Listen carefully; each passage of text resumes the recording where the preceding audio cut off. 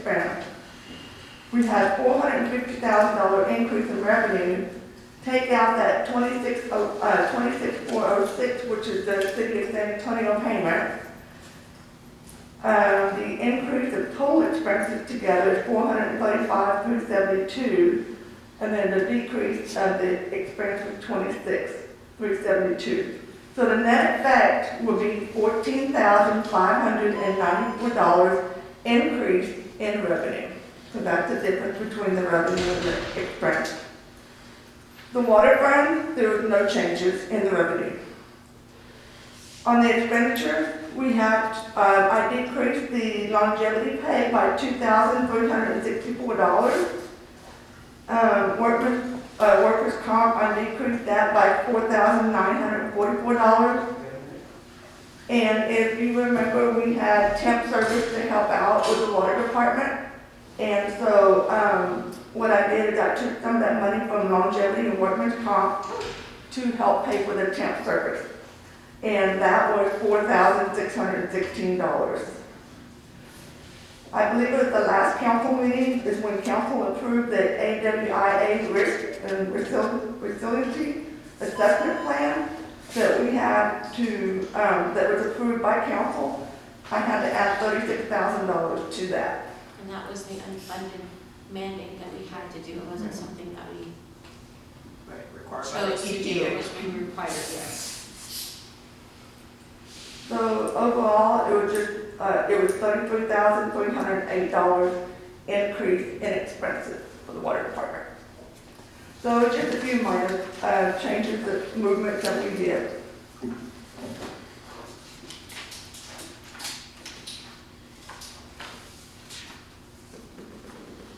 And just, let me just add a couple of things, as we talked about, previously when we were discussing cashing in our CD, the $250,000 CD, because of the continuation of the MPO project and getting bills paid. So we're at a point now where tax payments are starting to come in.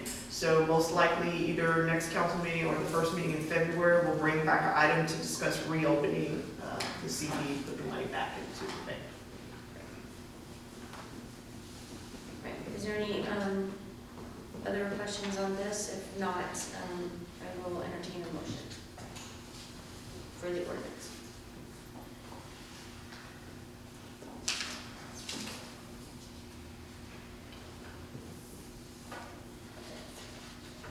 Mayor, I'd like to make a motion to accept the action of ordinance number O-2021-891, an ordinance amending the 2020-2021 municipal budget of the city of Kirby. Second. We have a motion by Mayor Pro Tem Aldridge, seconded by Councilmember Salazar, to accept ordinance number O-2021-891, amending the 2020-2021 municipal budget of the city of Kirby.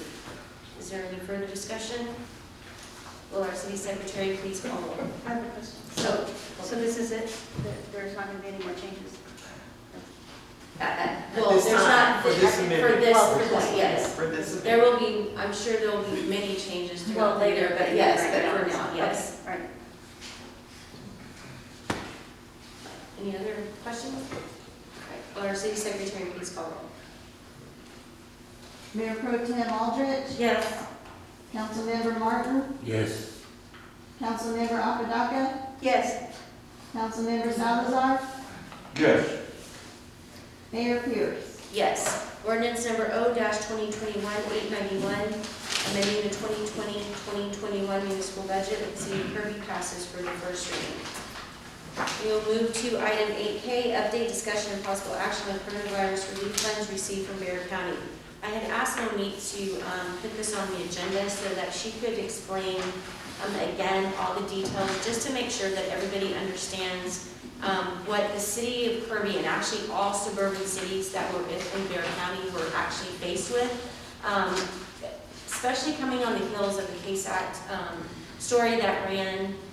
There was probably some misleading information because there was a few tidbits left out that actually affect how that money was spent, or even how you could spend it, or even how it was garnered to even come back to the suburban cities. So I can tell you that the money that we were able to spend and get reimbursed for, probably took, Tina and Monique, probably days and days and weeks of just time consumption, just continuing to get what Bear County needed, even though we prepared it correctly the first time.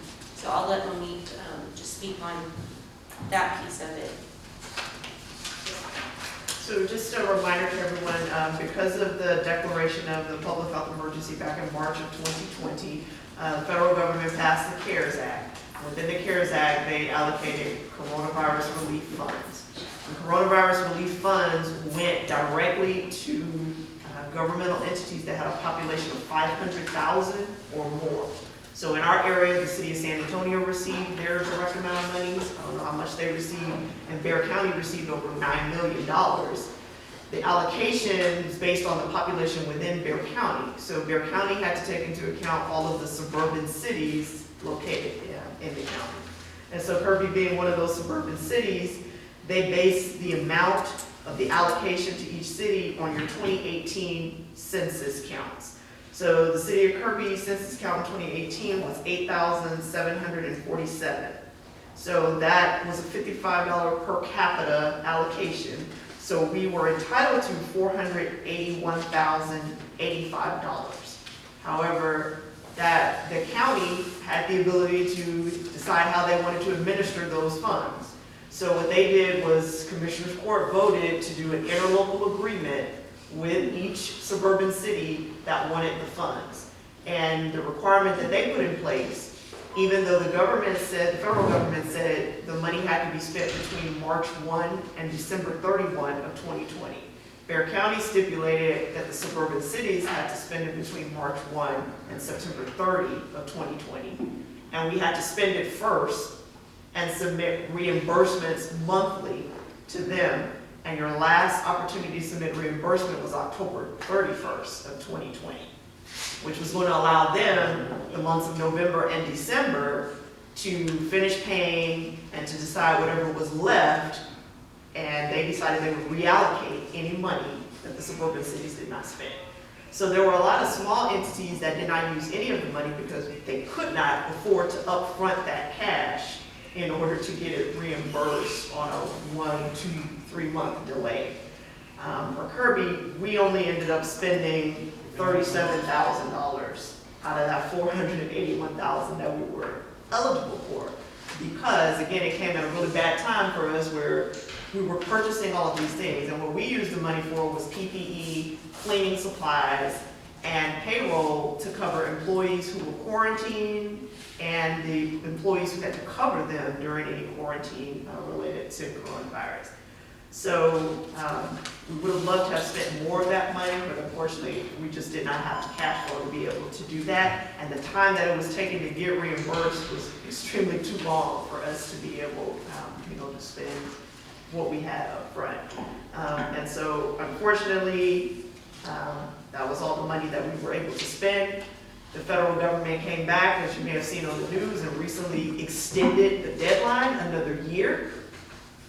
But in spite of the disappointment among some of the suburban city mayors, the county said, no, we've already reallocated that money and we are going to spend it.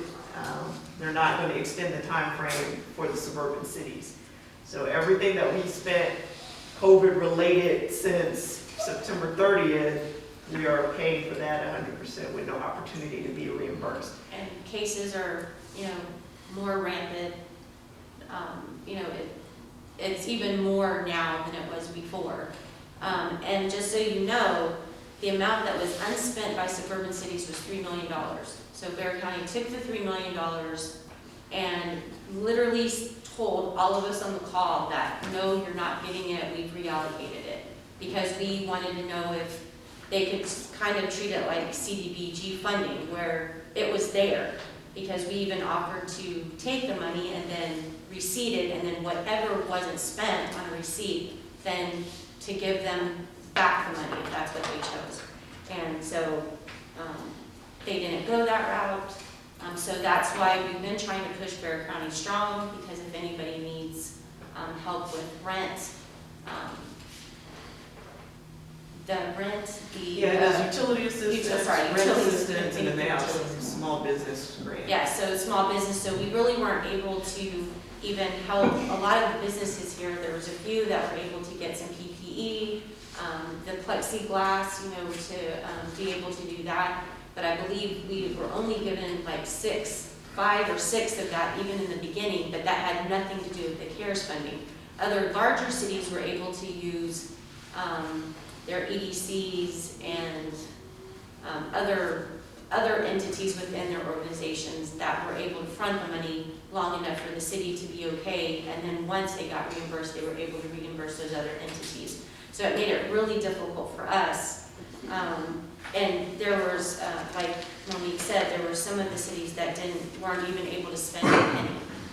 So when it came out on the news, it was basically, and you didn't spend any of this. So I actually had a phone call from Commissioner Calvert, and he was actually saying, well, how come y'all didn't take advantage of, this? And I explained the situation, and he was like, oh, really? So even the Commissioner's Court wasn't quite familiar with what the suburban cities were having to do to actually spend the money. So it was, there's hopefully moving forward, we've spoken with Commissioner Calvert.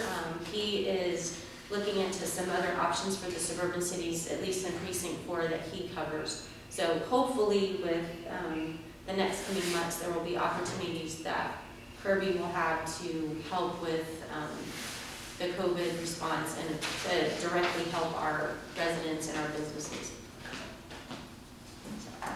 But I just wanted everybody to know that, again, it wasn't that the suburban cities didn't want to spend the money, and even though the federal government said you have another year to spend, we were not allowed to spend that money.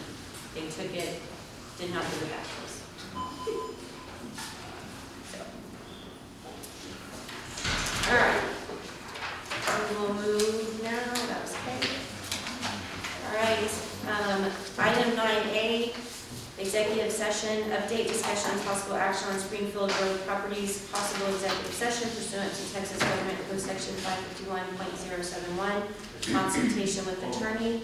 At this time, I will close our regular meeting at 8:18 so that we will be able to convene into executive session.